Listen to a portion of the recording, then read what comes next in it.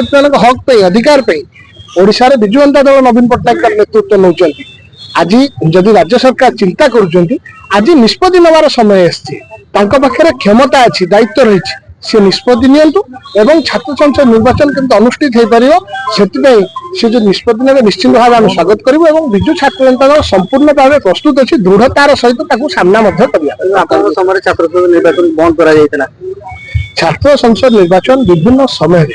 केतबेले जिते कोविड अनुष्ठित होता 2018 मसीह सेमती गोटे विपद नेचुरल डिजास्टर होता जो छात्र संसद निर्वाचन बंद होता छात्र संसद निर्वाचन किसी दिन स्थगित रखा निष्पत्ति निया जितेबले गोटे हेल्दी एनवायरनमेंट सृष्टि कर विभिन्न शिक्षानुष्ठान निश्चित भाव छात्र संसद निर्वाचन अनुष्ठित हम किंतु भारतीय जनता पार्टी प्रमुख दाबी थिला मुझे पचार चाहे गत वर्ष जो मैंने क्षमता को आसला कौन पे छात्र संसद निर्वाचन अनुष्ठित कले आज कहते कौन पे आम चिंता कर आज निष्पत्ति नवार आवश्यकता रही आज राज्य सरकार भारतीय जनता पार्टी सरकार छात्र संसद क्यों भाव अनुष्ठित हम से निष्पत्ति नि चिंता न कर संपूर्ण भाव कहीं प्रस्तुत नुहे आपण देखो आज राजरास्तार विजु जनता दल विजु छात्र जनता दल सबू कर्मकर्ता